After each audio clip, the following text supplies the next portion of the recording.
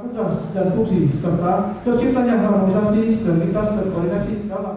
Guna antisipasi potensi gangguan pemilu 2024, Kesbangpol Sumatera Selatan melaksanakan rapat koordinasi pemilu serentak bersama KPU, Kepolisian, Pol PP, serta Kesbangpol Kabupaten Kota di Sumatera Selatan.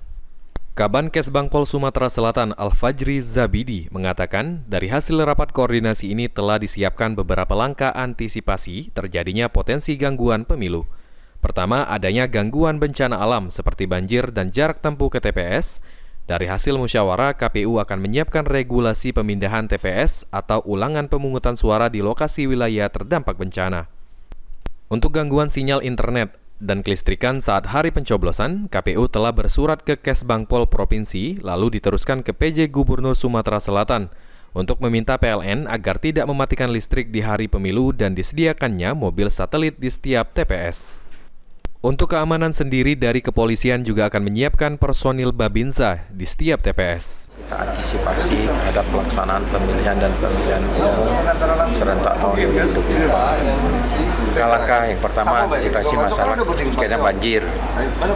Banjir tadi pihak dari KPU ya sudah berkoordinasi dengan KPU daerah wali kota agar kira-kiranya mempersiapkan langkah-langkah kalau misalnya terjadi ya ini kan merupakan bencana ya dan merupakan ada regulasi apabila hal ini satu dipindahkan, yang kedua misalnya akan ada ulangan misalnya gitu ya. Nah itu ya mudah-mudahan nggak terjadi lah. Untuk potensi lainnya Pak, seperti apa nih Pak yang perlu diantisipasi nih Pak? Mati lampu, mati listrik. KPU sudah bersurat kepada kita teruskan kepada Pak Gubernur. Gubernur minta kepada Direktur PLN agar tidak ada pemadaman pada saat pelaksanaan pemilihan dan pilpres itu.